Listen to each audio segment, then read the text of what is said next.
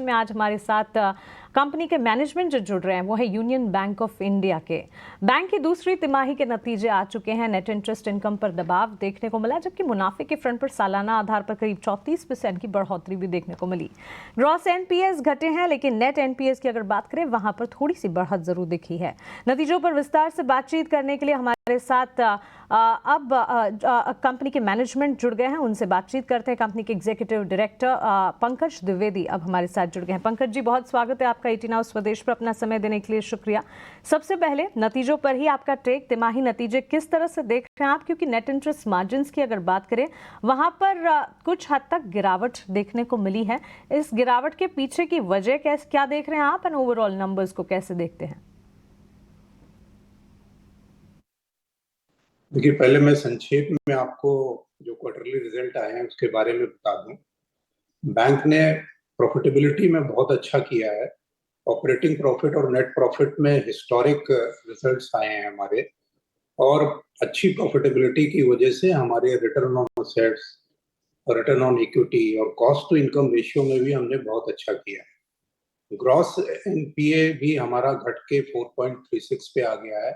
Net NPA हमारा 1 के नीचे है, that is 0.98। Capital adequacy ratio भी बहुत अच्छे हैं, 17 से ऊपर हमारा कैपिटल एडिक्वेसी रेशियो है। CET1 ratio is also very good. Overall strong fundamental के साथ ये दूसरी तिमाही के हमने रिजल्ट दिए हैं।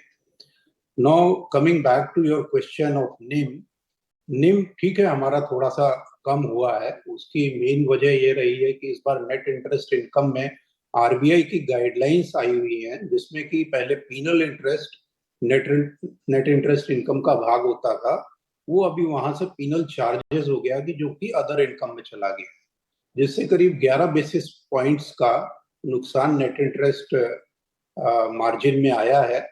और थोड़ा बहुत जो फर्क है वो इसलिए भी आया कि cost of deposit has gone up. But आगे जाके जो हमारी गाइडेंस है, हमने जो 2.80 to 3 की दी हुई है, उसमें बैंक उसी दायरे में रहेगा, और नेट इंटरेस्ट मार्जिन हमारा जो गाइडेंस दी हुई है हमने पूरे साल की 2.80 और 3 उसके बीच में ही रहेगा। बिल्कुल पंकज जी, उम्मीद करते हैं कि जिस तरह के गाइडेंस की बात आप कर रहे हैं उसी तरह से कंपनी और बिजनेस जो है वो खरा उतरता हुआ दिखे। लेकिन साथ ही पर्टिकुलरली अगर हम देखें रेट कट्स को लेकर, जो कि एक्सपेक्टेड थे, एंटिसिपेटेड थे, उस पर आपका व्यू क्या है? How much is your book in terms of external benchmark linked, और साथ ही इम्पैक्ट किस तरह का नजर आता है in an event of rate cut scenarios? किस तरह से आपके नेट इंटरेस्ट मार्जिन पर देखने को मिलेंगे? देखिए, रेट कट की जो उम्मीद दिसंबर में की जा रही थी, वो शायद अभी दिसंबर में रेट कट नहीं आने वाला है। आपने न्यूज़पेपर में और सारी न्यूज़ में सुना होगा कि रिजर्व बैंक गवर्नर ने अभी बोला है कि this is not the right time for the rate cut. Inflation के नंबर भी जो आए हैं वो हाई हैं, और नेक्स्ट इन्फ्लेशन प्रिंट भी ऐसी उम्मीद की जा रही है कि is going to be a little upward. So दिसंबर में तो रेट कट की उम्मीद अभी नहीं है। हो सकता है आगे जाके रेट कट आने की उम्मीद है, क्योंकि स्टैंस भी आरबीआई ने चेंज किया है, विड्रॉल ऑफ एकोमोडेशन से न्यूट्रल स्टैंस पे गया है। तो ओवरऑल हमारा ईबीएलआर का पोर्टफोलियो अराउंड 44% है, बट पूरा पोर्टफोलियो हमारा रेपो लिंक नहीं है। इसमें से कुछ पोर्टफोलियो अराउंड 14% के आसपास टी बिल लिंक्ड भी है। सो टी बिल लिंक्ड जो पोर्टफोलियो होगा वो इमीडिएट रेट कट का उस पर इम्पैक्ट नहीं आएगा। yes, there will be a little downward impact on the net interest income, but that will again, when the rate cut will come, तो deposit के रेट्स भी उस तरीके से कम होंगे और आगे जाके वो न्यूट्रलाइज कर देता है। एब्सोल्युटली। पंकज जी, साथ ही इस तिमाही में पर्टिकुलरली सेगमेंट वाइज अगर देखें, आपके आरएएम सेगमेंट यानी कि रिटेल, एग्री और एमएसएमई स्पेस में ग्रोथ देखने को मिली है। हेल्दी मोमेंटम वहां पर जारी रहा, लेकिन कुछ हद तक डी ग्रोथ कॉर्पोरेट बुक में नजर आई है। स्लिपेजेस की अगर बात करें वहां पर एक शार्प स्पाइक देखने को मिला है इस सेगमेंट में। इस पर आप क्या कहेंगे? तो बैंक का फोकस, यूनियन बैंक का फोकस रैम पे है। रैम में हमें काफी फायदे मिलते हैं। एक तो जो मार्जिन्स होते हैं रैम में बेटर होते हैं कॉर्पोरेट से, और रैम में एक फायदा ये होता है कि कस्टमर जब हमारे साथ जुड़ता है तो उसको हम और प्रोडक्ट भी सेल कर सकते हैं। तो एक तो इंटरेस्ट में फायदा होता है और साथ में क्रॉस सेल का भी अवसर मिलता है, जो कि कॉर्पोरेट एडवांस में बहुत लिमिटेड होता है, और rates are also very very fine.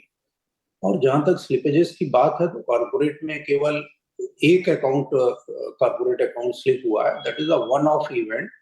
तो ये इस क्वार्टर तक ही सीमित रहेगा और आगे जाके इस तरीके की कोई संभावना दिखाई नहीं दे रही। कॉर्पोरेट में भी हम आगे अपना बिजनेस बढ़ाने की उम्मीद रखते हैं, but emphasis will remain on RAM segment only. बिल्कुल, सेगमेंट वाइज अगर समझने की कोशिश करें तिमाही नतीजों के आधार पर आपके ऑपरेशंस को, ऐसे में बुक की पर्टिकुलरली मैं बात कर रही हूँ यहाँ पर, ये थोड़ी इन्फ्लेटेड नज़र आ रही है सिंस लास्ट क्वार्टर, अगर कंपैरिजन पिछले क्वार्टर से इस क्वार्टर तक किया जाए। क्या कोई सर्टेन पर्टिकुलर पॉकेट्स हैं जहाँ पर स्ट्रेस बिल्टअप हो रहा है जिसकी वजह से इस तरह के लेवल्स नज़र आ रहे हैं? अगर आपको याद होगा कि पिछले क्वार्टर में हमने दो कॉर्पोरेट अकाउंट्स की बात की थी जिसमें हम लोगों ने हायर प्रोविजन किया था। उसमें से एक अकाउंट स्लिप हो गया है और दूसरा अकाउंट जो एसएमए में नहीं था उस समय, अभी एसएमए जीरो में आया है। तो उसकी वजह से थोड़ा सा कॉर्पोरेट में एसएमए हायर दिखाई दे रहा है। ओवरऑल हमारा एसएमए का लेवल सेम ही है, उसमें कोई बढ़ोतरी नहीं हुई है। और जो कॉर्पोरेट में आया है उसमें भी बातचीत बारोवर के साथ चल रही है, और ऐसा लगता नहीं है कि जो हमने प्रोविजन किया है उससे कुछ ज्यादा स्ट्रेस और आने वाली है। तो ओवरऑल एसएमए बुक कोई ज्यादा सरप्राइजेस हमें नहीं मिलने वाले हैं, और asset quality will remain good in the coming quarters. ठीक है, तो असेट क्वालिटी सस्टेन होती हुई और मेंटेन होती हुई यहाँ पर नजर आएगी। पंकज जी, वित्त वर्ष 2025 के टारगेट्स पर अगर बात करें, क्या आपको लगता है there is a risk guidance breach होने का, गाइडेंस लेवल्स के ब्रीच होने का, क्योंकि लोन ग्रोथ जो है वो थोड़ी सी सॉफ्टर साइड पर नजर आई है? ये टारगेट्स हम जो हमने गाइडेंस दी है हम उसके आसपास ही रहेंगे, उसके रेंज में ही रहना चाहेंगे। जहाँ तक ओवरऑल क्रेडिट बुक की बात है, हमारा गाइडेंस से कम आए हैं इस बार के। उसका मेन कारण ये है कि हम अपना top line just like that नहीं बढ़ाना चाहते हैं। अनटिल अनलेस बॉटम लाइन पे पॉजिटिव इम्पैक्ट होगा, हम टॉप लाइन में आगे नहीं बढ़ेंगे। और कॉर्पोरेट एडवांस में बहुत फाइन रेट हैं जो कि प्रॉफिटेबिलिटी पे अगर एडवर्सली अफेक्ट कर रहे हैं, तो उस तरीके का कॉर्पोरेट एडवांस हम नहीं लेना चाहेंगे। आगे जाके हमें लगता है कि कॉर्पोरेट में जिस तरीके से गवर्नमेंट स्पेंडिंग बढ़ेगी, नए अवसर आएंगे, कैपेसिटी बिल्ड होंगी, तो कॉर्पोरेट में भी हम अच्छी अच्छी ग्रोथ दिखाएंगे, और ओवरऑल जो हमने रेंज दी हुई है उसके आसपास ही रहेंगे। और डिपॉजिट साइड में भी हम जो हमारी गाइडेंस है उसके आसपास ही हैं। 9 to 11 की हमने गाइडेंस दी थी, अबाउट 9 हमारी ग्रोथ है। और आगे जाके हमें ऐसा लगता है कि कासा में भी हमारा बेटर प्रदर्शन आने वाला है, जो that will also help in निम बिल्टअप। जी बिल्कुल, कारोबार विस्तार को लेकर काफ़ी अच्छे प्लान्स एंड अप्रूवल्स आपकी तरफ से इस वक्त नज़र आ रहे हैं। आपने अराउंड 10,000 करोड़ के फंड रेज को अप्रूवल दिया है। कोई टाइमलाइन पर्टिकुलरली आप ध्यान में रखकर चल रहे हैं इस फंड रेज को लेकर? और साथ ही हमारे व्यूअर इंटरेस्ट के लिए भी बताएं कि जो पूंजी जुटाई जाएगी, फंड रेजिंग की जो तैयारी है, किस तरह से कारोबार विस्तार किया जाएगा, क्या प्लानिंग है इस फंड रेज को लेकर? जैसा कि आपने अभी आप बोला और मैंने भी पीछे पीछे बोला था कि बैंक के कैपिटल एडिक्वेसी रेशियो अच्छे हैं और इमीडिएट कोई कैपिटल की रिक्वायरमेंट नहीं है। इनफैक्ट मुझे ऐसा लगता है कि जो हमारी कैपिटल रेशियोज हैं वो 1 साल तक हमारी ग्रोथ को सपोर्ट कर सकते हैं।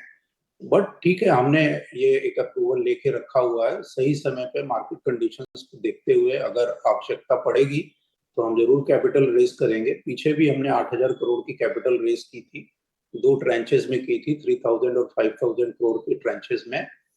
इमीडिएट इस क्वार्टर या अगले क्वार्टर में तो ऐसी संभावना नहीं दिखाई देती है, बट आगे जाके नेक्स्ट फाइनेंशियल ईयर के Q1 या Q2 में अगर ऐसे मार्केट कंडीशन फेवरेबल होंगे और ग्रोथ में ज्यादा अगर बढ़ोतरी की उम्मीद दिखाई देगी क्रेडिट साइड में, तो जरूर हम मार्केट में जाएंगे।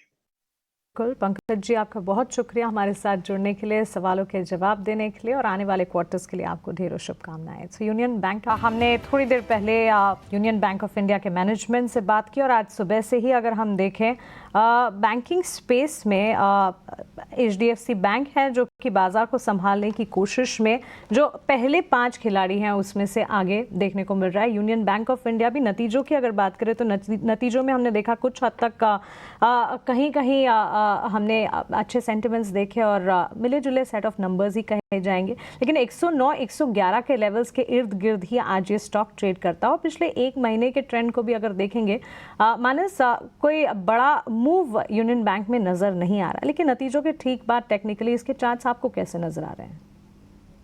देखिए, जो टेक्निकल स्ट्रक्चर है वो नेगेटिव है, क्योंकि lower top lower bottom charts पे क्लियरली दिख रहे हैं, और जब भी रिकवरी देखने को मिलती है तो 20-डे मूविंग एवरेज के ऊपर स्टॉक को सस्टेन होने में काफी दिक्कतें हो रही हैं। मेरे ख्याल से यहाँ पर केवल और केवल 125-26 के लेवल्स ब्रीच हो जाने के बाद ही एग्रेसिव होकर खरीदारी करनी है, उससे पहले खरीदारी नहीं करनी है। और अगर आपने लॉन्ग पोजीशन बनाई है तो आपको 104 रुपए का स्टॉप लॉस लगाना है, क्योंकि अगर 104 रुपए के नीचे स्टॉक जाएगा तो शायद आपको 90 रुपए 90 रुपीज तक के टारगेट देखने को मिल सकते हैं।